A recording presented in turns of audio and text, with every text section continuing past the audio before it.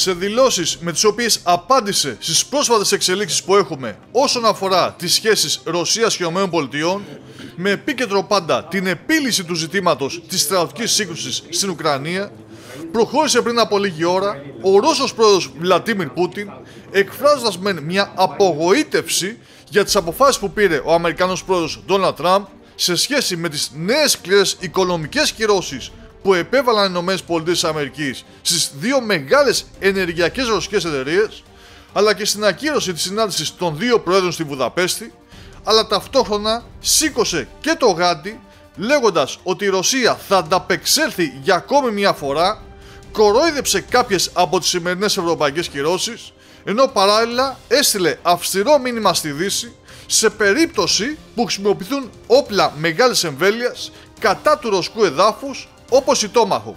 Ας δούμε όμως καλύτερα μαζί ποια ήταν τα βασικότερα σημεία των δηλώσεών του στις δύο ερωτήσεις που το υποβλήθηκαν. Ερώτηση. Χθες ακούσαμε μια ακόμη δήλωση από τον πρόεδρο των ΗΠΑ σχετικά με μια συνάντηση μαζί σας, ή ίσως όχι μια συνάντηση, σχετικά με την Ουκρανική κρίση.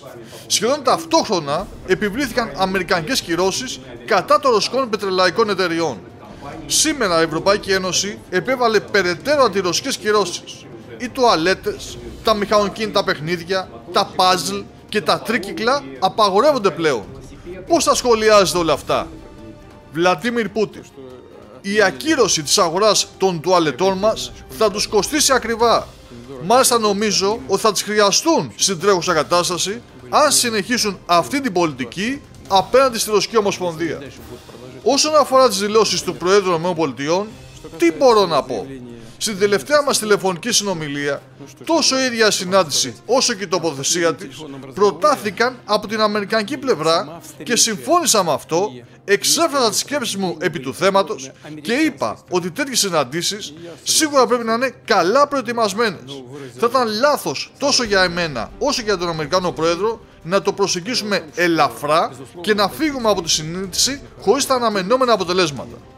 Πρέπει να πω ότι ο πρόεδρος των ΗΠΑ συμφώνησε με αυτό. Συμφώνησε πλήρως και είπε ότι ορισμένοι αξιωματούχοι της νυν αμερικανικής κυβέρνησης θα εργαστούν από την πλευρά τους για την προετοιμασία αυτής της συνάντησης. Ονόμασε μερικούς από αυτούς και είπα ότι αφού ο Αμερικανός συνάδελφός μας οριστικοποιήσει τη λίστα όσων θα εργαστούν για την προετοιμασία της συνάντησής μας, θα ανακοινώσουμε επίσης ποιοι θα εργαστούν από την πλευρά μας, τη ρωσική πλευρά, αλλά στο αρχικό στάδιο, αναμφίβολα, τα πρώτα βήματα προς αυτή την κατεύθυνση θα πρέπει να γίνουν από τον Ρώσο Υπουργό Εξωτερικών Λαυρόβ και τον Υπουργό Εξωτερικών Ρούμπιο. Αυτή ήταν η απόφαση. Τώρα βλέπω, έμαθα για αυτή τη δήλωση.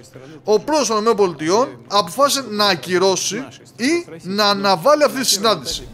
Πιθανότατα μιλάει για την αναβολή της. Τι να πω? Ο διάλογος είναι πάντα καλύτερος από οποιοδήποτε αντιπαράθεση, οποιασδήποτε διαμάχες και ιδιαίτερα από τον πόλεμο. Γι' αυτό υποστηρίζαμε πάντα τη συνέχιση του διαλόγου και τον υποστηρίζουμε και τώρα.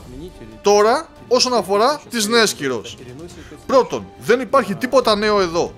Ναι, είναι σοβαρές για εμάς. Φυσικά, αυτό είναι σαφές και θα έχουν ορισμένες συνέπειες, αλλά δεν θα επηρεάσουν σημαντικά την οικονομική μας ευημερία.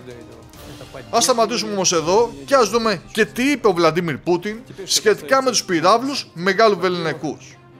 Ερώτηση. Όσον αφορά τη χρήση δυτικών όπλων μεγάλου βεληνικούς, πώς αξιολογείτε προσωπικά τα προφανώς αντιφατικά μηνύματα που έρχονται από την Ουάσιγκτον? Την προηγούμενη ημέρα, η Washington Post και η Wall Street Journal ανέφεραν ότι οι ΗΠΑ είχαν άρει έναν βασικό περιορισμό στη χρήση αυτών των όπλων. Στη συνέχεια ο Τραμπ δήλωσε ότι τελικά δεν θα προμήθευαν Tomahawk.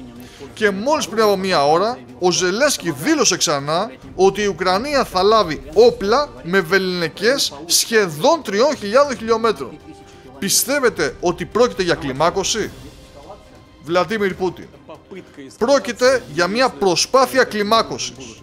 Αλλά αν τέτοια όπλα χρησιμοποιηθούν για να χτυπήσουν ρωσικό έδαφος, η απάντηση θα είναι πολύ σοβαρή, αν όχι συντριπτική. Ας το σκεφτούν.